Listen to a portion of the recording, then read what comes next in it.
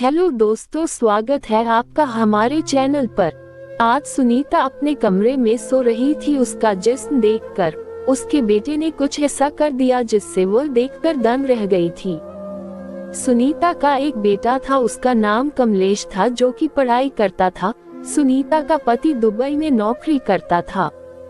वो साल भर में एक बार ही आते थे। सुनीता और उसका बेटा कमलेश दोनों खूब मजे से रहते थे। किसी भी चीज की कोई कमी नहीं थी। जब जिंदगी खुशहाल होती है तो चेहरा भी खिला खिला सा रहता है, और जिन लोगों को चिंता रहती है उनका चेहरा भी मायूस रहता है और जवानी में भी बूढ़े नजर आने लगते हैं। सुनीता अपने घर में बहुत खुश थी। वह भी जवान और खूबसूरत थी, बहुत खुले मिजाज की औरत थी।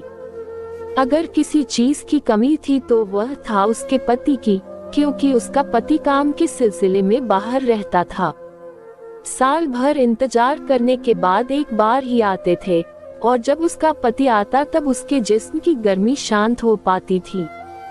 सुनीता से एक गलती हो गई। एक दिन कहानी पढ़कर सो गई। उस दिन उसने ज्यादा कुछ नहीं पहना था।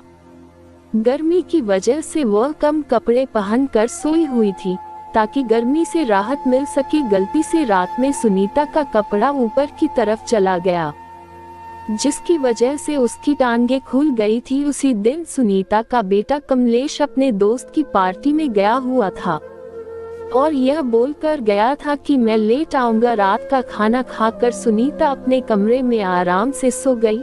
गर्मी की वजह से सुनीता दरवाजा नहीं बंद करती थी ताकि सामने से हल्की हल्की हवा आ सके, और उसने घर का मेन डोर को सटा कर रखा था, अंदर से कुंडी नहीं लगाई थी।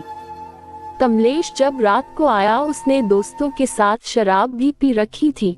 उसने अपनी माँ के कमरे में झांक कर देखा तो माँ सो चुकी थी, पर उसकी नाइटी जागो के ऊपर थी, इसलिए सब साफ साफ दिखाई दे रहा था। और सुनीता की आदत थी वह हमेशा अपने कमरे की लाइट ऑन करके सोती थी। कमलेश अपनी माँ के कमरे में गया तो अपनी माँ को इस हालत में देखकर उसके अंदर की आग भड़क गई।